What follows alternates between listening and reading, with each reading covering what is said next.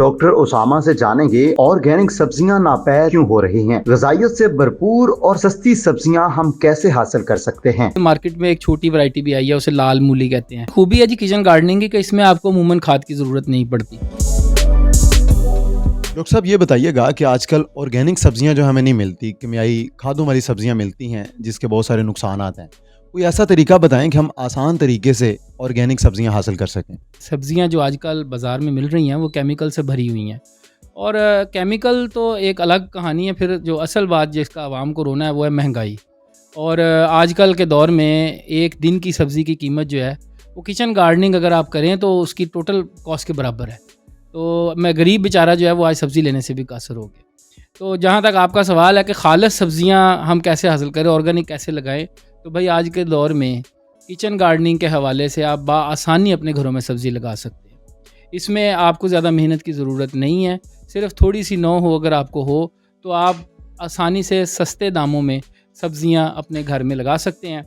सब्ज़ियाँ लगाने के लिए बड़ा फार्मर कह लें कि फैमिलीज़ का क्वेश्चन होता है या उनको मसाइल आते हैं। वो कहते हैं कि सर आपकी बात ठीक है, सब्ज़ी हम लगाएंगे, हम कहाँ लगाएं, हमारे पास जगह ही नहीं है। तो उसके लिए फिर ये है कि हमने 3 सूरत हाल हो सकती हैं आपके घर के अंदर। नंबर 1 तो ये है कि आपके पास कोई लॉन है, जो कि सबसे बेहतरीन सूरत है। अगर लॉन है फिर तो आप बआसानी उसके अंदर सब्ज़ी लगा सकते हैं।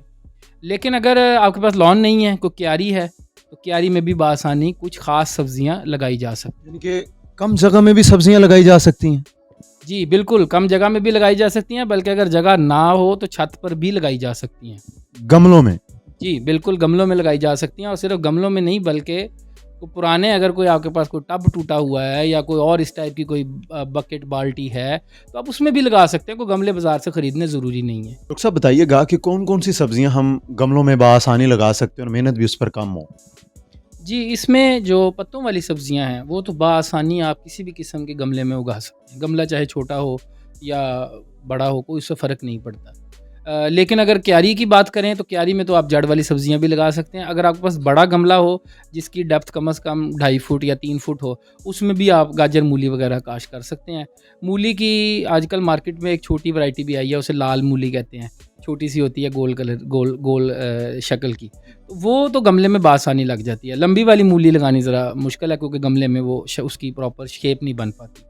इसी तरीके से आप बेल वाली सब्ज़ियाँ भी बआसानी गमलों में लगा सकते हैं, अगर उसको आप प्रॉपर ट्रेन कर लें। टमाटर का पौधा लग सकता है या खीरे का पौधा लग सकता है, करेला लगाया जा सकता है। जहाँ तक सवाल है कि आपने क्यारी में क्या लगाना है, क्यारी में हर तरह की लग जाएगी, लेकिन अमूमन कुछ सब्ज़ियाँ ऐसी हैं जिनको ज़्यादा खुली ज़मीन चाहिए। उसके लिए फिर आप अगर आपके पास कोई बागीचा या लॉन है उसमें तो आप हर तरह की सब्ज़ी पौधा लगाया जा सकता है उसके। इसका बेहतरीन मौसम क्या होता है कि जब सब्जियां उगाई जाएं। जी, इसमें 2 मौसम होते हैं। एक गर्मियों की सब्ज़ियाँ, वो अमूमन हम मार्च अप्रैल में काश्त करते हैं, और दूसरा जो है वो सर्दियों की सब्ज़ियाँ, वो तकरीबन अब ये मानसून जैसे ही अब बारिशें स्टार्ट हो चुकी हैं तो ये तकरीबन अगस्त सितंबर के अंदर बेस्ट टाइम है। सितंबर में आप अपने घरों में काश्त कर सकते हैं बआसानी सर्दियों की सब्ज़ियों। डॉक्टर साहब इसमें यह भी बताइएगा कि इसके बीज वगैरह कितने के मिलते हैं, कहाँ से मिलते हैं, और सब्जियों की देखभाल के हवाले से भी क्या क्या आप जो है मुफीद मशवरे देना चाहेंगे। तो तकरीबन हर सब्ज़ी मंडी में ये बीज सब्ज़ियों के दस्तयाब होते हैं।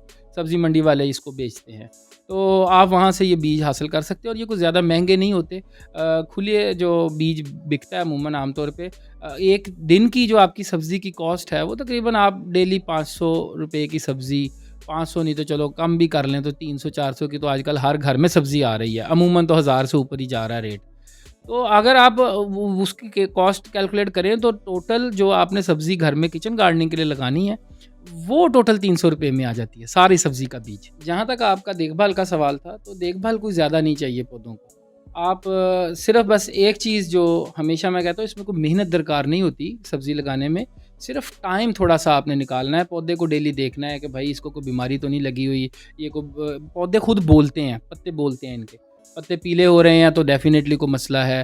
तमाम पौधे हरे हैं, एक ही पौधा है जो जनाब लटका हुआ, उसका मुंह देख के ऐसे लग रहा है जैसे इसे आज रोटी नहीं मिली, ऐसे पानी नहीं लगाया किसी ने, कोई ना कोई वजह हो सकती है। तो जब आप पौधों को डेली बेसिस पर ऐसे देखते हैं तो आपको खुद ही अंदाज़ा हो जाता है, और वो ख़ासकर हम बैठे हैं, हमारे जैसे और बहुत सारे माहिरीन बैठे हैं, तो उनसे आप रब्ता कर सकते हैं। और आज के दौर में आज के दौर में इंफॉर्मेशन लेना कोई मुश्किल नहीं है, ऑनलाइन हर चीज़ आपको अवेलेबल है। आप जस्ट गूगल सर्च मारें, आपको पता लग जाता है कि ये पौधा, इसमें ये मसला। सर अभी आपने जिक्र किया कि वो पौधे का मुंह लटका हुआ, उसको रोटी नहीं मिली, इसी तरह पौधे भी बीमार हो जाते हैं, तो उनकी अद्वियात के लिए जिसे हम खाद वगैरह कहते हैं उसकी भी ज़रूरत पेश आएगी या उसके बगैर गुजारा मुमकिन है? यही तो इसकी खूबी है जी किचन गार्डनिंग की, कि इसमें आपको अमूमन खाद की ज़रूरत नहीं पड़ती। अगर आप भाल और आम मट्टी, ज़मीनी मट्टी ले लें, आपने कौन सा कोई कमर्शियल लेवल की प्रोडक्शन लेनी है और आपने बहुत ज़्यादा इससे पौधे से यील्ड हासिल करनी है, आपका मकसद सिर्फ घर का किचन चलाना है। किचन गार्डनिंग का मकसद ये है कि घर में ताज़ा सब्ज़ी दस्तयाब रहे। तो इसमें आप अमूमन जो आम मट्टी ज़मीन इस्तेमाल करते हैं, बल्कि बेहतर तो यह है कि भल आप इस्तेमाल करें। थोड़ी बहुत गोबर की खाद हम इस्तेमाल कर लेते हैं अगर हमें मिल जाए, और वो बराबर के हिस्सों में डालकर मिक्स करके और वो आप गमलों में भर लें, तो उससे वो काफ़ी होती है आपके लिए खाद के तौर पर। आखिरी बात जो आपने कही कि अगर इसको कोई और बीमारी लग जाए, तो बीमारी के लिए भी कोई जहर का स्प्रे करना ज़रूरी नहीं। घरों में बहुत सारे टोटके हैं जो आप कर सकते हैं, जैसे पानी में हरी मिर्चें हल करके उसको ब्लेंड कर लें, वो कीड़े मकोड़े भगाने के लिए बहुत अच्छा एक स्प्रे बन जाता है। लाल मिर्च डाल के भी यही काम किया जा सकता है। सर मुशाहिदे में ये आया है कि बहुत सारे लोग जो हैं वो सब्जियों को एक ही दफ़ा लगा लेते हैं और एक ही दफ़ा में तैयार हो जाती है, बाद में उनको समझ नहीं आती कि इनका इस्तेमाल कैसे करें। इसमें कोई बेहतरीन रहनुमाई है तो वो बताएं सर। जी, इसमें ये सिर्फ़ आपका मसला नहीं है, ये अक्सर फैमिलीज़ के साथ ये इशू आता है। जब वो किचन गार्डनिंग की तरफ आते हैं, तो वो एक साथ सारी सब्ज़ी एक ही बार में लगा देते हैं। मूली के पौधे लगाने हैं उन्होंने, कोई उनको चाहिए डेली की 2 मूलियाँ, वो लगा लेते हैं जी, 20-25 इकट्ठी मूलियाँ एक साथ ही लगा ली। अब जब वो मैच्योर होती हैं, वो एक साथ ही लगी हैं, एक साथ ही मैच्योर हो जाती हैं, वो 2-3 तो खा लीं, बाकी जो मूलियाँ उनका क्या करें? चलें, मूली तो फिर भी आप फ्रिज में रख लेंगे। गोभी का फूल है, वो आपने सारी गोभी एक साथ लगा लिया, 15 फूल एक साथ तैयार हो गए, अब उनका क्या करें?